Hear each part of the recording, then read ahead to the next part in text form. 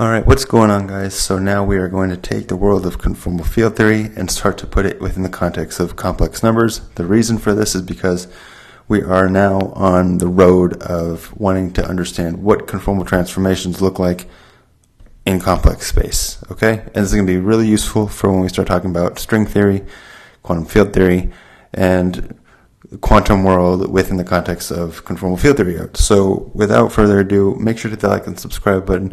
You can go into my Patreon page if you want to support the channel and get member-only content. Again, just for $10, not only do you get conformal field theory, but you get everything else, ranging from quantum field theory. We're gonna do effective field theories. We're doing general relativity, which is basically a tensor field theory, and we're doing a lot of physics. We're also going to be doing a lot of biophysics coming up. So let's get started. So I'm going to start off with the punchline here because I want the punchline to be those of you available to those of you who are not just are contributing but also not contributing to the channel. So the idea here is that we have this Witt algebra now. This Witt algebra we're going to derive throughout this video. The Witt algebra is going to be somewhat of an extension of our conformal algebra. All right. In our conformal algebra, what we've done already is we've unified our conformal algebra using these J operators, okay? And from the J operators, we were able to get a Lorentz algebra. When we do when we confine our conformal field theory to just two dimensions, we can talk about the Witt algebra, okay? So this is the gist of this video. Let's go ahead and go back a few slides and start to understand this and this. Okay. 2D CFT and the Witt algebra. So we're going to start this discussion by introducing what we've already come across before. We've talked about the conformal field, the conformal condition. Right? The conformal condition is a condition on which this small epsilon vector what has to be done to the small epsilon vector in the context of just nudging our coordinate system in some way, right? So again, this thing represented how we had say we have some vector in our coordinate system, and then say we expanded our coordinate system to look like this a little bit. The difference between these two vectors is going to be our epsilon vector, epsilon mu. Okay? So if we stretch our coordinate system just a little bit, or if we rotate it, or if we translate it, or if we do this weird thing called the conformal special conformal transformation, we're going to have an expression for this small change, okay? And that small change is given to us by these guys here, all right? And that we have this condition here that has to be met, right? So this is 2 divided by the dimensionality of our space. And here's our metric, and here is our, again, our epsilon vector. So this is our conformal condition, and from the conformal condition, we could say, okay, well, what about in 2 dimensions? So what does this look like for d equals 2? So in d equals 2, we have mu and nu can be the same, or mu and nu can be different, okay?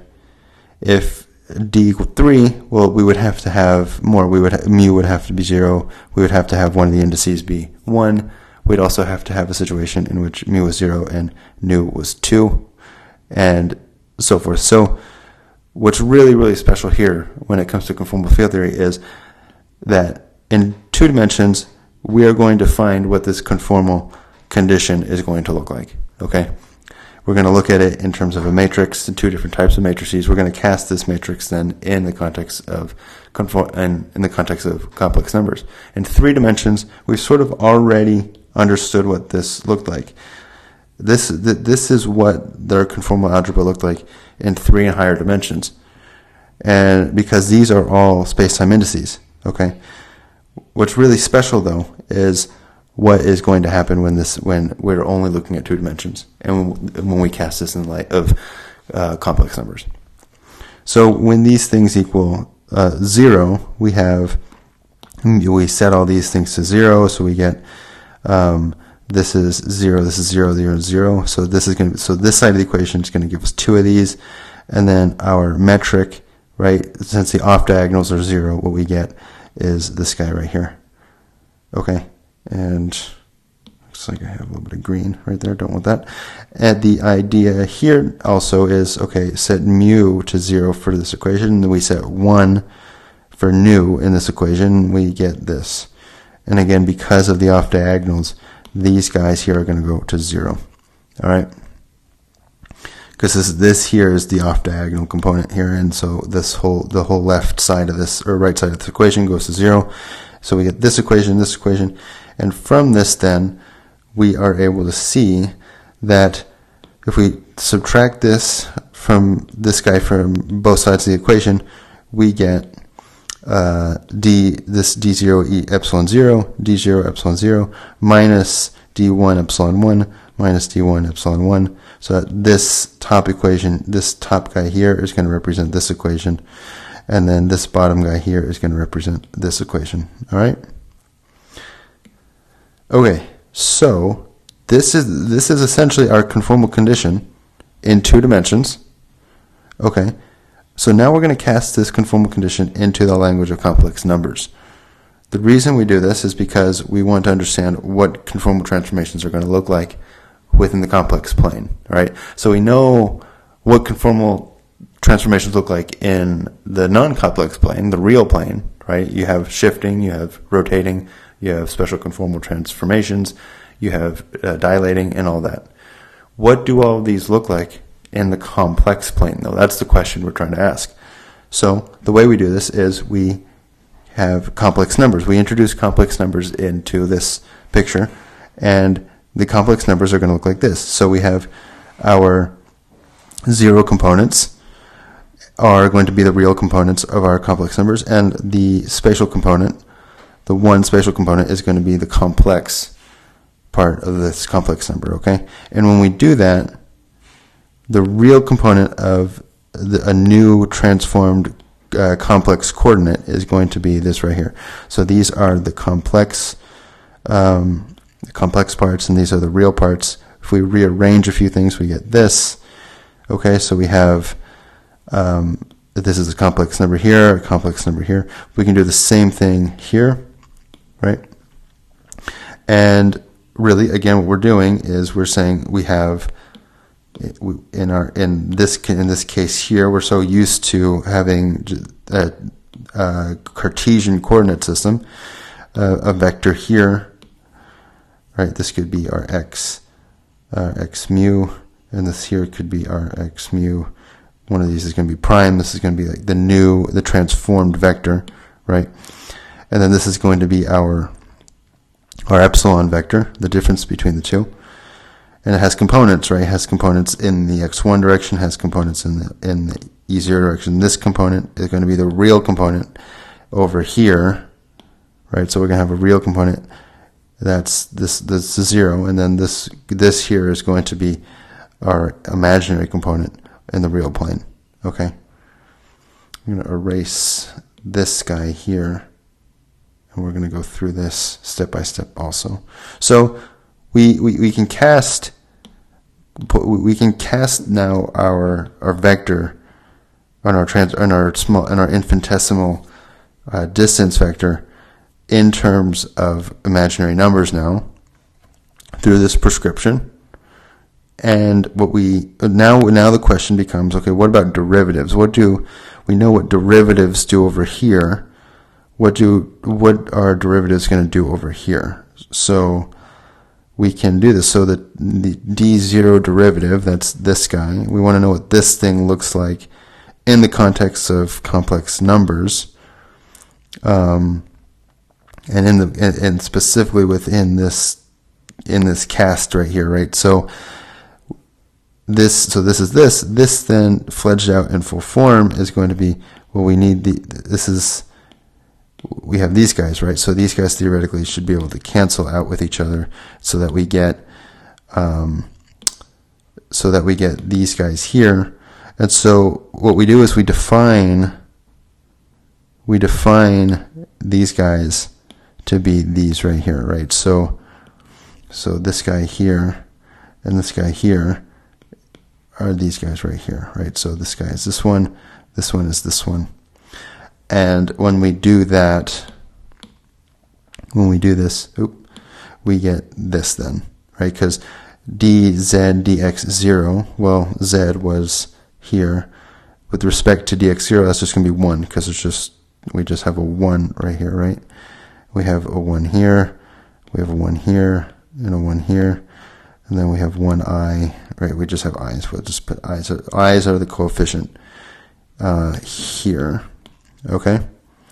And so, with that being said, we can now do d1 also, and what we find is that the spatial derivative is this guy. So the temporal derivative casted in our complex space under this prescription is going to be this guy, and our spatial derivative is going to be this guy.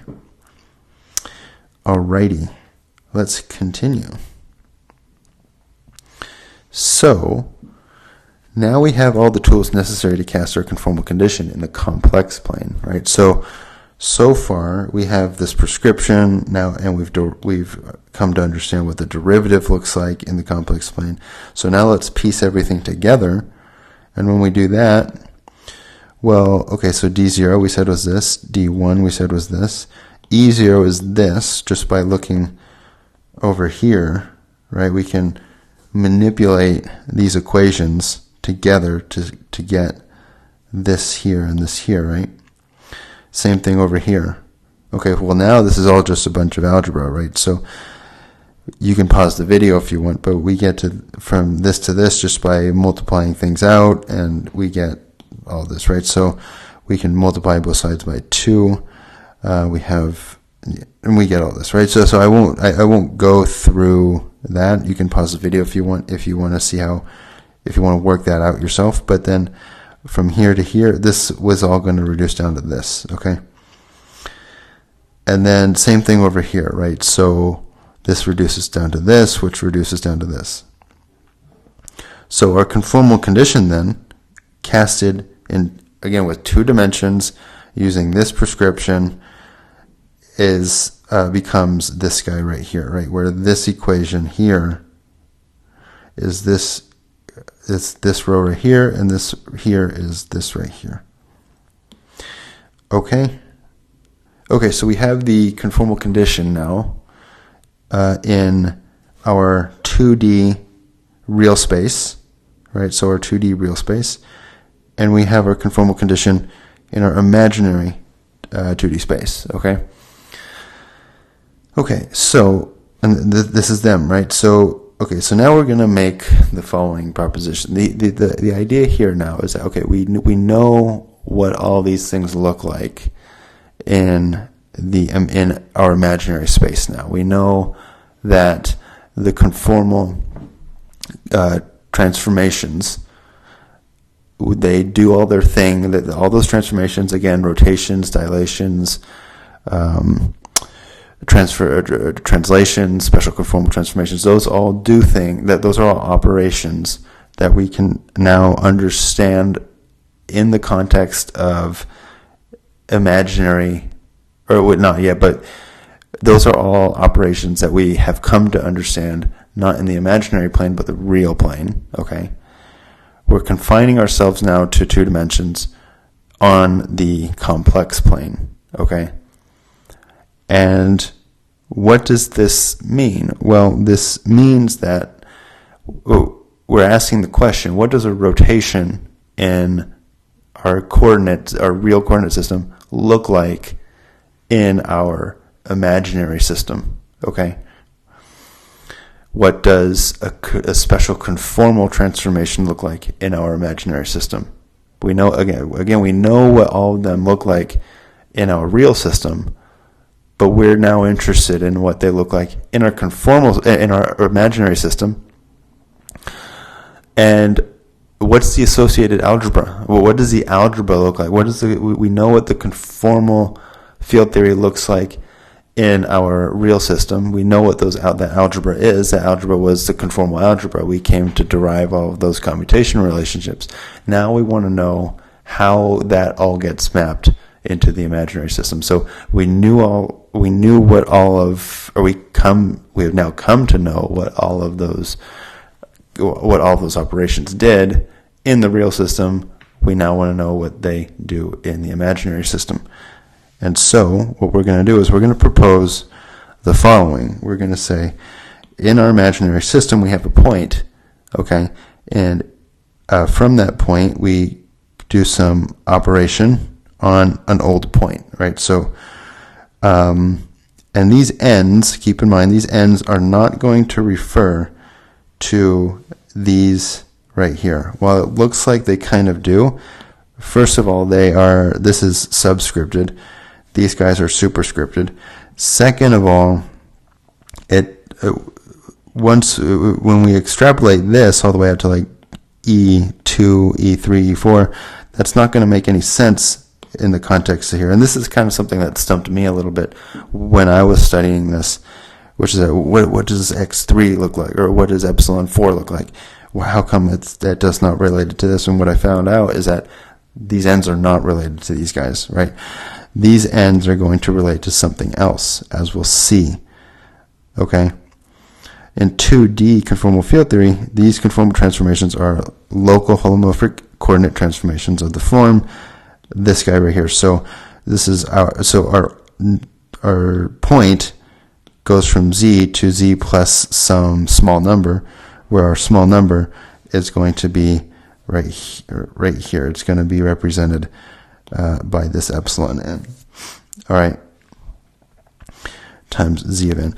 We have a generator. We have a generator in our complex plane. That's going to be this z n d, or partial d. So this is our generator of our transformations.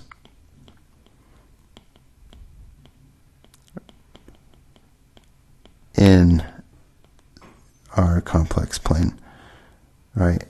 And so, with that being, and we can do the same thing with the complex conjugate points, okay? So, well, it looks like the values of n go off to infinity. Recall that we're only in 2 dimensions, and so the only physically relevant values here are going to be n equals 0 and n equals 1, okay? But n will also be allowed to be -1, and we'll see why. But so when n is 1, so here's our table here. So I've made a table where if n is 1, let's start here with 1. What we're going to have is this n plus 1 here. We'll see why there's an n plus 1 here in a bit. But the idea here is that when n is equal to 1, we have this is our operator. When n is equal to 0, this is our operator. When n is equal to -1, this is our operator, or generators, right? See, these are our generators. And so these are the things that get put into right here. Okay? So this thing here can be thought of as, actually, we'll do that later, actually. So these are going to be our generators. These are going to be the things that are right here. We're adding this +1 here, because we're going to see that we're going to identify something called this operator here, L, which is really going to be, Ln is going to be one step ahead of our Zns, and it's going to be like this. And we'll see how that all works, okay? And so our transformation type, we're going to have a singular point at z equals 0 and at z equals infinity, and then we have all of our conformal transformations in between those, right? So, an E sub n is going to represent how this thing is going to be represented, right? So this is the generator. This is the thing that moves our point. This is the thing that tells us how it's going to move, okay? And this is just the identity. Okay? And n is going to identify a certain type of transformation. Okay? So let's go ahead and get started. The generators here that induce these transformations are given to us by the Witt algebra. We can imagine these transformations visually as when our complex numbers get close to the origin or further away, the deformations begin to occur more readily under these conformal transformations. So there's like a sweet spot here.